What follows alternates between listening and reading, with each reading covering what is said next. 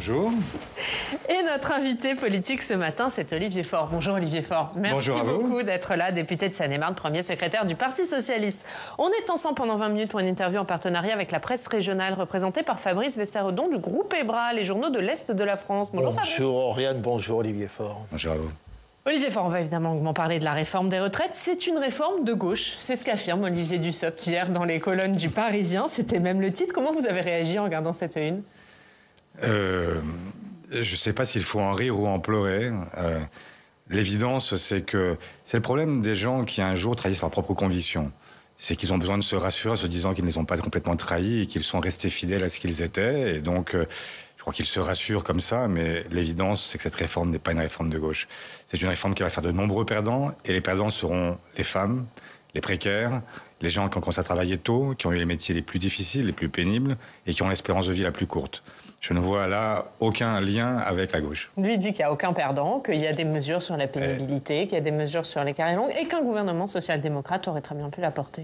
Eh bien non, un gouvernement social-démocrate ne l'aurait pas porté. Et par ailleurs, l'évidence, c'est qu'il y a de très nombreux perdants. Et je ne vais pas détailler on va en parler. La totalité, mais enfin, l'évidence, c'est que quand une femme qui jusqu'ici pouvait rester à 62 ans, grâce à ses années de validation pour naissance d'enfants, sera obligée de désormais attendre 64 ans pour pouvoir parvenir au même résultat, sans surcote, l'évidence, c'est que c'est une perdante.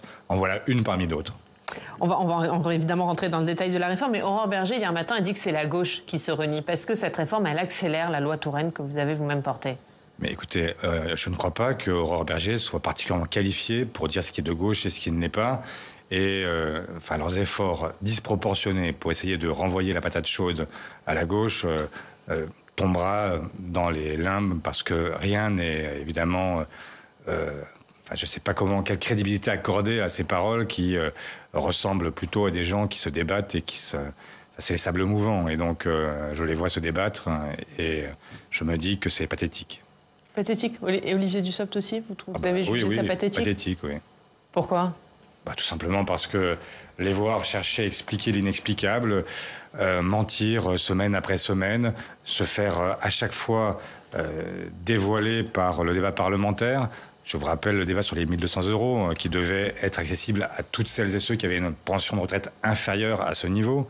La réalité, c'est que le texte ne contient pas cette réforme et qu'il y aura 1,7% des gens qui partent à la retraite qui auront 100 € de plus, ce qui ne leur permettra même pas toujours d'atteindre les 1 200 €. On est très très loin du mythe qu'ils ont cherché à installer et qui, d'évidence, ne trompe plus personne. Mais ils disent qu'il y aura 1,8 million de Français qui verront leur retraite augmenter. Oui, 57 € en moyenne. Oui, alors déjà, dont la moitié entre 70 et 100 €. On est passé de 1 200 à donc 57 €. Vous voyez quand même la différence. Et donc, 1,8 million sur le stock, c'est pas grand monde. On va parler de l'examen du texte au Sénat, Fabrice ? Oui, avec des républicains qui pèsent lourd dans la discussion depuis le début déjà à l'Assemblée. Qu'est-ce que ça dit de notre paysage politique, le fait qu'aujourd'hui la droite pèse plus lourd finalement que les forces de gauche ?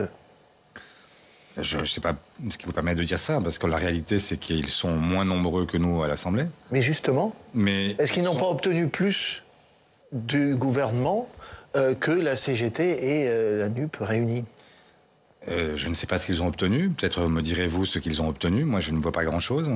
Et par ailleurs, même s'ils obtenaient quelque chose, ils ne l'obtiendraient que parce que la pression est mise par la gauche et par la rue, et par le monde syndical qui accomplit un travail extraordinaire de mobilisation et qui monte graduellement son niveau de mobilisation et qui permet de mettre la pression sur le gouvernement. Mais sur le fond du texte, vous avez regardé sans doute l'examen au Sénat depuis jeudi. Alors la gauche parle beaucoup, mais c'est un débat qui se fait sur le fond dans une ambiance cordiale avec de réels arguments. Est-ce que vous regrettez que ça ne se soit pas passé pareil à l'Assemblée nationale ? Bon, écoutez, d'abord il y avait de vrais arguments à l'Assemblée. Ne laissez pas dire qu'il n'y avait pas d'arguments. Il y avait parfois de la véhémence, parfois il y a eu des sorties de route que tout le monde a condamnées. Trop, oui, bien sûr. mais bien sûr que le débat de fond a eu lieu. Et c'est justement le débat à l'Assemblée, je pense par exemple à Jérôme Guedj et ses contrôles sur pièce et sur place, qui ont permis de démasquer ce que le gouvernement disait sur les 1 200 €. Voilà un exemple parmi d'autres qui a montré que le débat de fond a pleinement existé et nous avons parlé de, même si nous n'avons pas été jusqu'à l'article 7, tout a été évoqué, et y compris les 1 100 € qui sont à l'article 10 et qui pourtant ont été évoqués dans le débat. Sur un plan démocratique, ça reste quand même pour vous un problème de ne pas avoir pu aller jusqu'à l'article 7. Moi, je souhaitais qu'on puisse aller à l'article 7, mais le débat ne l'a pas permis. Je dirais quand même que... Le débat ne l'a pas permis ou la stratégie de vos alliés ne l'a pas permis? Les deux, capitaine, parce que la réalité, c'est que quand même, si on revient au démarrage, le gouvernement abuse d'un article de la Constitution qui est le 47-1. La réalité, c'est que c'est la première fois qu'une réforme est réalisée dans ces conditions-là, une réforme des retraites. Et donc, ça leur permettait de dire, il y a eu 9 petits jours, et même pas des jours complets, des jours qui étaient pour part des demi-journées, pendant lesquels nous avons discuté d'une réforme qui va modifier le sort, la vie de millions de Français pendant les prochaines décennies. Est-ce que vous trouvez légitime qu'un gouvernement refuse à ce point-là le débat et crée en fait les conditions du désordre? Parce que la réalité, c'est qu'il crée la colère au fur et à mesure. On a un pays qui se refuse à 93% pour les actifs, aux 2 tiers des Français, tous confondus, et qui disent clairement qu'ils sont contre cette réforme, et le gouvernement cherche à passer en force et à tout faire pour continuer à se considérer, pour le président en tout cas, à se considérer comme Jupiter. Non, les Français ne veulent plus de Jupiter, et le lui ont signifié clairement au moment des élections législatives, puisqu'ils ne lui ont pas accordé de majorité absolue. Et malgré cela, voilà un président qui considère qu'il n'a pas écouté les Français. C'est là le déni démocratique. Depuis le début de l'examen au Sénat, depuis jeudi, la gauche monopolise quasiment la parole, avec des motions, avec de nombreux amendements. Vous êtes dans une forme d'obstruction plutôt cordiale? C'est comme ça que vous la qualifierez, la stratégie des socialistes et de la gauche? Mais d'abord, il n'y a pas d'obstruction, puisque la réalité de l'obstruction, c'est qu'habituellement, elle sert à bloquer un texte, et donc à faire en sorte qu'il ne puisse pas être adopté. La réalité, c'est que avec la procédure utilisée par le gouvernement, au bout de 50 jours, il peut même procéder par ordonnance. Ce qui est là, quand même, le comble du déni démocratique, pour revenir à ce qu'on disait juste précédemment. Et donc, il y a là la volonté, dans le débat parlementaire, d'asseoir un certain nombre d'arguments et donc de prendre le temps de les assumer. Parce que la réalité, c'est que vous avez un débat parlementaire pourrait prendre 1 heure, parce que la réalité, c'est que si on devait simplement dire une seule fois, voilà ce qu'on pense et voilà ce que vous pensez, à la fin de la discussion générale, c'est terminé. Donc au bout, on doit les donner 2 heures, 3 heures, et puis c'est fini. Et donc le débat permet, justement par la répétition, par aussi les coups d'éclat et par le harcèlement du gouvernement de faire émerger la vérité. S'il n'y avait pas ce débat parlementaire, il y a beaucoup de sujets mais qu'on n'aurait jamais vu. On n'aurait jamais compris que cette réforme allait prélever les 17,7 milliards d'économies, principalement sur les femmes. Ce sont les femmes qui, aux 2 tiers, vont payer, parce qu'elles ont des carrières hachées, parce qu'elles ont des salaires plus faibles, qui vont payer cette réforme.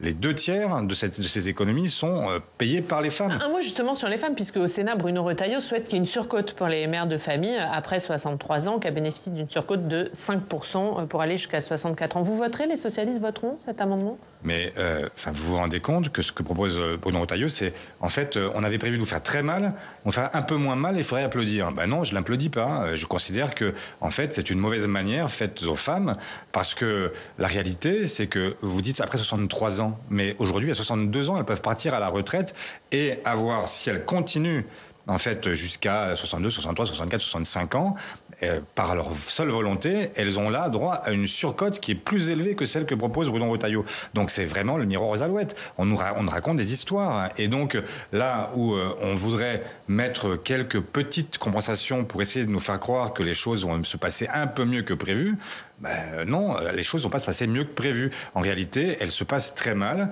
et c'est simple à comprendre. Le gouvernement veut prélever 17,7 milliards sur les retraités. Ça suppose qu'il y ait des perdants, et notamment des perdantes. Donc ça veut dire que vous ne voterez pas cet amendement? Que vous ne souhaitez pas que les socialistes ne votent cet amendement? Ça veut dire que je ne souhaite pas que nous votions tout simplement la réforme. Oui, ça on a bien compris, mais sur cet amendement. Non, mais on ne vote pas la réforme, et on ne vote pas les amendements de cette nature ne sont pas des vraies compensations, et donc ça trompe l'œil. Pour revenir à votre stratégie, vous dites que ce n'est pas de l'obstruction, mais est-ce que quand même le souhait des socialistes, c'est que dimanche soir, minuit, il n'y ait pas de vote sur ce texte? Non, je ne souhaite... le débat se tiendra comme il doit se tenir, et on verra en fonction de l'avancée des débats. J'ai pas à donner de conclusion. Moi, je souhaite que... On imagine que vous en avez parlé avec Patrick Kanner, le président du groupe. Oui, mais je ne vois pas...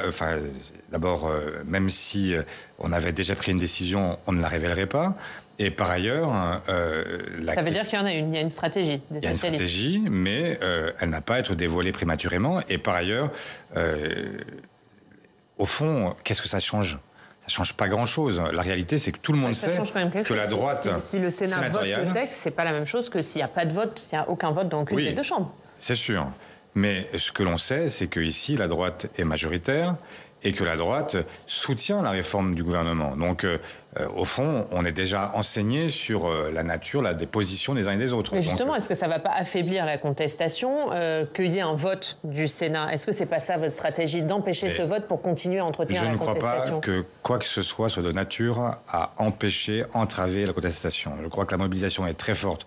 J'étais... comme beaucoup d'autres, sur les marchés ce week-end, dans ma circonscription, et je vois ce que les gens me disent. Et qu'est-ce qu'ils me disent? Ils me disent, vous vous rendez compte? Et moi, je suis dans une circonscription, il y a beaucoup de caristes, beaucoup d'entrepôts, beaucoup d'entrepôts logistiques. Tous ces gens me disent, mais vous vous rendez compte? En fait, ils veulent me faire travailler 2 ans de plus, mais comment on va faire? Comment est-ce qu'on va y arriver? Alors même que d'ailleurs déjà, après 55 ans, c'est très difficile de retrouver un emploi parce qu'on n'a pas la fraîcheur de l'âge, parce que on est renvoyé séance tenante, et vous voulez qu'on tienne jusqu'à 64 ans, mais comment on va faire? Eh bien, c'est ça la question. Et donc, les gens qui aujourd'hui contestent tout simplement leur droit à une existence en bonne santé à un moment où c'est encore possible. Et cet âge charnière qui est celui de la retraite aujourd'hui, c'est l'âge au cours duquel on peut s'occuper des petits-enfants, des parents souvent devenus dépendants, et puis c'est aussi le moment où on s'investit dans la vie associative, dans la vie démocratique, en étant élu dans les conseils municipaux, etc. Et donc cet âge-là, eh bien, il faut le préserver à tout prix. C'est l'esprit même de la réforme au lendemain de la Seconde Guerre mondiale.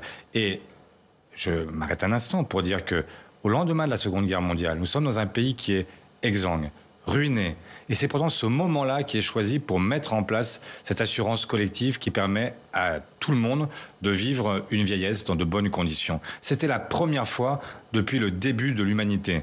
C'est l'une des plus grandes et des plus belles réformes que nous ayons eu à accomplir dans le siècle passé. Et c'est cette réforme-là sur laquelle le gouvernement veut revenir. Justement, sur le report de l'âge, c'est l'article 7. Il semble y avoir un accord entre les sénateurs pour que cet article 7 soit examiné après la journée de mobilisation. On parle d'un examen dans la nuit de mardi à mercredi. Est-ce que vous souhaitez que ça soit examiné dans la nuit, alors que la gauche en fait le point d'orgue de cette discussion ?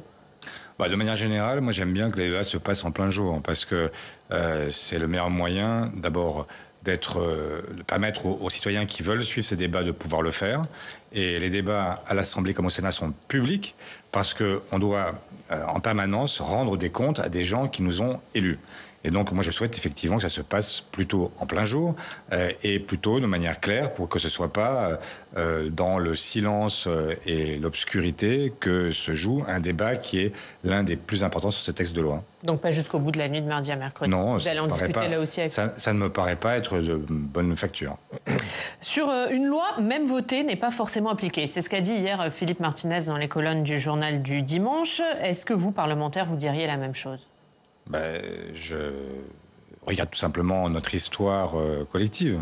Et je me rappelle que le CPE fut adopté et malgré tout pas promulgué par Jacques Chirac, qui avait compris, tardivement, mais qui avait fini par comprendre que ce projet, devenu loi, ne pouvait pas être appliqué parce qu'elle n'avait pas l'assentiment de la population. Et donc, c'est vrai que ça peut arriver, c'est rare, mais ça peut arriver. Et là, en l'occurrence, je répète qu'on a les 2 tiers des Français, 93% des actifs. Ce matin, j'ai regardé dans le sondage produit par l'Humanité que les 2 tiers des Français sont même pour la grève reconductible. C'est extrêmement rare.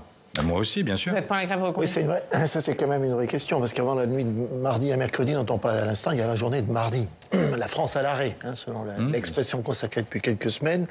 Est-ce que vous pensez qu'au-delà de cette journée de mardi, il faudra poursuivre le mouvement? D'abord, voire le durcir?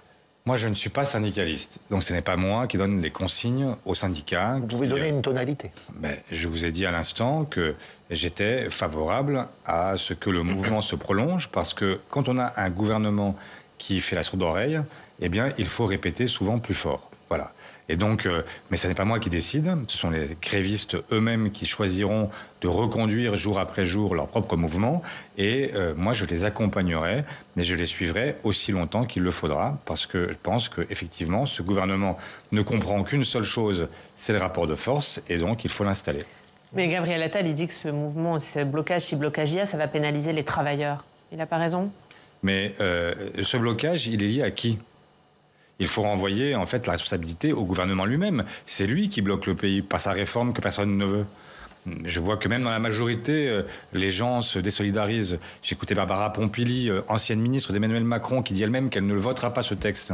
Ça devrait quand même éclairer le gouvernement. Si même dans sa propre majorité, les gens ne veulent pas le voter. Vous avez lu aussi, comme moi, c'est tous ces témoignages de députés de Renaissance qui expliquent qu'ils étaient très heureux de ne pas aller à l'article 7 parce qu'ils n'avaient pas à voter l'article 7 et qu'ils ne veulent pas le voter. Voilà, donc personne ne veut de ce texte. Donc il est temps que le gouvernement et que le président entendent raison. Bloquez tout ce que vous pouvez, c'est le message qui est lancé par Jean-Luc Mélenchon à la jeunesse. Et Louis Boyard, qui est député de la France Insoumise, lance lui un blocus challenge. Les étudiants et lycéens doivent poster leur plus belle photo de blocage. Et la photo tirée au sort celui qui a posté la photo viendra visiter l'Assemblée. Vous cautionnez ce genre de processus? Moi, je considère que la lutte sociale n'est pas un jeu. Et que malheureusement, depuis la campagne présidentielle où le mouvement du président de la République avait lui-même lancé des challenges pour remplir les salles, avec des lots, etc. Tout ça ne me paraît pas... C'est quoi, c'est une instrumentalisation? Non, selon vous? C'est une forme de déviation. Moi, je n'aime pas le débat public quand il se transforme en jeu. Ce n'est pas un jeu. Et je vois que de Renaissance, et Mme Braun-Pivet qui donne des leçons devrait se rappeler de que c'est son propre mouvement qui a lancé ce type d'activité. Moi, je considère qu'il n'y a pas de challenge. Mais il abîme la fonction de parlementaire, il abîme l'institution Assemblée nationale. Je ne dirais pas qu'il abîme quoi que ce soit. Je dirais que la créativité a toute sa place dans le débat, mais enfin, parfois, elle doit trouver ses propres limites. Avec quand même, pour tous, une vraie préoccupation, c'est celle de mobiliser la jeunesse. Oui, absolument. Là, il faut mobiliser la jeunesse. Et je partage ce point de vue avec toutes celles et ceux qui, aujourd'hui, cherchent à les mobiliser. Et notamment les syndicats étudiants. Pourquoi ? Parce que la réalité, c'est que si vous faites durer plus longtemps les gens dans l'emploi, si c'est possible, eh bien, vous privez en fait toutes celles et ceux qui cherchent à rentrer sur le marché de l'emploi de places qu'ils pourraient occuper. Et donc, cette question-là nous occupe toutes et tous. Et par ailleurs, je pense que tous les étudiants ont des parents qui les voient aussi trimer et qu'ils savent ce que ça représente. Et donc, il y a une solidarité intergénérationnelle à assumer. Oui, on évoquait à l'instant, il y a 2 minutes, la cohabitation avec la NUP, dans la NUP, avec notamment la France Insoumise. Est-ce que cette cohabitation est encore possible après ce qui s'est passé à l'Assemblée nationale et ce désaccord sur la forme, au moins, avec la France Insoumise? Je vois que c'est formidable, ça fait 15 jours, et ça fait 15 jours qu'on ne parle que de ça. En fait, la réalité, c'est que c'est pas la première fois qu'il y a des désaccords entre la France Insoumise et les autres groupes de la NUPES. Et vous aspirez à être à nouveau un parti de gouvernement. Mais nous sommes un parti de gouvernement. Sur la forme, là, vous n'y parvenez pas. Mais on n'y parvient pas. Si on était honnête, la réalité... Vous l'êtes. Oui. Mais vous aussi, j'espère. Si tout le monde était honnête. La réalité, c'est que le chahut à l'Assemblée, ça n'est pas une spécificité des Insoumis. Je me rappelle du débat tonitruant sur le mariage pour tous en 2012, qui a été un débat où les noms d'oiseaux ont circulé assez largement, où même le qualificatif d'assassin a été utilisé, que Christiane Taubira a été moquée, conspuée, hué dans des conditions qui étaient largement supérieures à ce qu'on a connu dans le débat sur les retraites. Et je pourrais continuer jusqu'aux 35 heures où Martine Aubry a subi les sarcasmes pendant des semaines, des mois de toute la droite parlementaire. Non, mais là, il y a eu des vraies divergences au sein de la gauche. Sandrine Rousseau, elle demande un acte 2 de la nucléaire plus démocratique. Vous aussi ? Oui, bien sûr. Je souhaite que nous puissions réfléchir à la meilleure façon de continuer ensemble. Mais quand je vous dis ça, je vous dis à la fois la meilleure façon de continuer ensemble et chaque mot compte. C'est-à-dire que moi, je souhaite continuer dans le rassemblement de la gauche et des écologistes. Je souhaite que nous puissions faire mieux, selon la formule consacrée, et permettre donc à la gauche d'incarner une alternative. Pourquoi je dis ça ? Parce que parfois, la forme emporte le fond. Et malheureusement, dans ces cas-là, eh bien, on laisse imaginer que l'alternative à 10 ans de macronisme pourrait être l'extrême droite. Et moi, je souhaite que la gauche soit présente au deuxième tour de l'élection présidentielle, qu'elle fasse face à la droite ou à l'extrême droite et qu'elle puisse l'emporter. Et ça suppose que nous puissions nous mettre dans un état d'esprit qui est celui d'une gauche qui s'apprête déjà à gouverner, ce qui suppose parfois d'avoir une forme qui soit différente de celle qu'on a connue. Mais ça veut dire quoi ? Qu'il faut qu'il y ait des votes communs ? Qu'il faut qu'il y ait moins d'hégémonie de la France insoumise ? Ça veut dire que nous sommes une coalition, et dans une coalition, on s'écoute les uns les autres, on cherche à avancer, et la réalité, c'est que le plus souvent, nous y parvenons. Nous avons sur ce... Là, vous n'y êtes pas parvenus. LFI n'a pas écouté les socialistes, les communistes, les écologistes. Vous étiez tous les trois d'accord. Oui, c'est vrai, mais de la même façon que il arrive parfois que les socialistes n'écoutent pas non plus ce que, je pense à un débat comme celui sur l'OTAN. Si on avait voté en la NUP, eh bien, les insoumis et les communistes refusant l'entrée de la Suède et de la Finlande dans l'OTAN, on aurait été conduits à suivre cette position. Nous ne l'avons pas souhaité. Donc, je suis pour l'autonomie des différents groupes qui composent la NUPES, mais je souhaite qu'on travaille mieux ensemble et que parfois, sur des questions qui sont des questions non pas de fond, mais des questions d'ordre tactique, on puisse là avoir une cohésion plus forte que celle que nous avons connue. Est-ce que Jean-Luc Mélenchon tient ses troupes, selon vous ? Oh, mais moi, je ne suis pas là pour donner des bons points aux uns et aux autres. Je ne sais pas qui tient quoi, etc. Ce que je sais, c'est qu'il y a aujourd'hui des formations politiques différentes qui ont une culture différente, qui ont un apport différent aussi à la gauche et qu'il faut tenir compte de tout le monde. Il y a des sénatoriales qui arrivent dans moins de 6 mois. Est-ce que vous souhaitez des listes communes avec la France insoumise ? Patrick Kanner, il n'est pas franchement pour. Mais moi, je souhaite qu'on fasse ce qui est efficace. C'est-à-dire que je souhaite qu'on puisse avoir le plus grand nombre de sénatrices et de sénateurs. Et j'ai bien dit de sénatrices et de sénateurs. Et donc... ça veut dire plus de candidates. Ça veut dire plus de candidates, absolument. Ça veut dire la parité. Et ça veut dire... Est-ce que tous les sortants qui veulent continuer seront réinvestis ? Ça veut dire la parité. Ça veut dire qu'il y a des gens qui doivent comprendre que cette question de la parité n'est pas une option, mais qu'elle doit être une obligation que nous nous faisons. Donc il y a des sortants qui doivent laisser leur place, c'est ce que vous dites ? Je ne suis pas le seul à décider, les fédérations décident, et puis ensuite le Bureau national aura à décider in fine, mais moi je souhaite que nous puissions arriver avec un nombre équivalent d'hommes et de femmes pour les sénatoriales. C'est l'engagement qui a été pris devant le Congrès à la fois par Patrick Kanner, mais aussi par toutes les motions et par moi-même, et donc je souhaite que nous nous y tenions. Donc vous demandez à des sénateurs de laisser leur place ? Très clairement. Mais à des candidates. Il y a des candidats qui ne seront pas candidats à leur propre succession. On verra comment les choses se passent. Je souhaite que nous parvenions à ce résultat et nous allons en discuter dans les prochaines semaines. Voilà. Vous en discutez déjà avec les autres chefs de partis de gauche de ces sénatoriales ? Il y a des discussions, pas avec moi directement, mais il y a déjà des discussions qui ont commencé et pour faire en sorte que nous puissions avoir le plus grand nombre d'élus. Et donc ça suppose de voir qui dispose de grands électeurs dans tel ou tel département et de voir, en fonction de ces grands électeurs, qui sont les candidats. J'aimerais vous poser une question sur un point qui vous a beaucoup occupé la fin de semaine dernière, c'est les problèmes en interne à la Fédération du Rhône. Vous avez dû mettre à l'écart donc Christiane Constant, secrétaire de la Fédération depuis peu, suite à une fuite d'une boucle interne dans laquelle elle traite ses adversaires internes de macaques au pluriel. Donc vous avez pris le choix, vous avez pris la décision de l'écarter. Selon vous, on était sur un écart de langage ou un vrai problème de philosophie, un problème de racisme, pour parler clair ? Écoutez, je n'en sais rien, mais je ne veux pas prendre le risque de la confusion. Et donc, dans un moment où l'extrême droite menace, il n'y a absolument aucune possibilité pour un écart de ce type. Et donc, la sanction a été immédiate, comme vous avez pu le constater. Et donc, je souhaite, à chaque fois que c'est nécessaire, mettre de l'ordre dans notre maison, parce que je ne veux pas que nous soyons salis par l'expression de tel ou tel. C'est une décision lourde.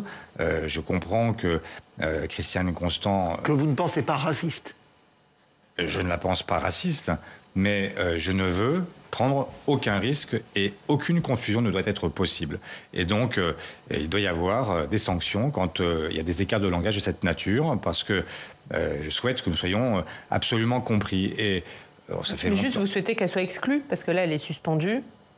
Il va y avoir la commission des conflits qui va se réunir. Enfin, elle a perdu sa fonction de première secrétaire fédérale. Mais est-ce qu'elle doit être exclue du PS? Et ensuite, il y a une commission des conflits qui l'entendra, il y a un contradictoire qui est respecté, et donc elle viendra dire sa vérité, et ensuite la décision sera prise en fonction de débats contradictoires, et donc c'est pas moi qui en déciderai. Mais quel est votre souhait?